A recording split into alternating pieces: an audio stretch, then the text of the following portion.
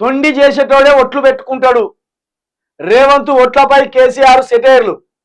సింగరేణిపై కుట్ర జరుగుతుంది. ఎన్నికల తర్వాత అదానికి కట్టబెడతారు. కాంగ్రెస్ బీజేపీలు నా గొంతు నొక్కారు.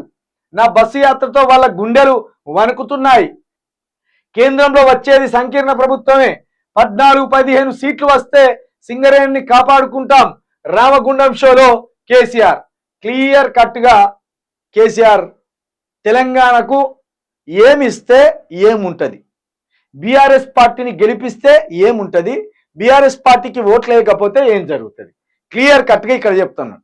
ఏమంటాడు మరి అవును దొంగలే ఓట్లు పెడతారు, దొంగతనం చేయని చెప్తారు, అమ్మతో నేను చేయలేదురా అంటాడు.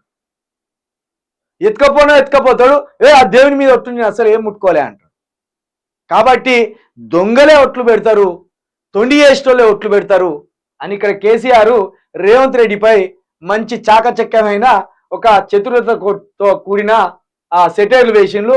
ఇక సింగరేణి అనేది తెలంగాణకున్న ఒక సంపద, సహజ సిద్ధంగా తెలంగాణకు మాత్రమే దక్కిన సంపద. సింగరేణి అనేది మన వెలుగులకు సాక్ష్యంగా ఉన్నది.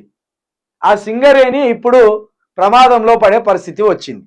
ఒకవేళ బీజేపీకి ఓట్లేస్తే సింగరేణి మొత్తం ఖతమైపోతుంది, సింగరేణి అదాని చేతుల్లోకి పోతుంది అనే అంశాన్ని కూడా ఇక్కడ కేసీఆర్ ప్రధానంగా చర్చకు పెట్టిండు.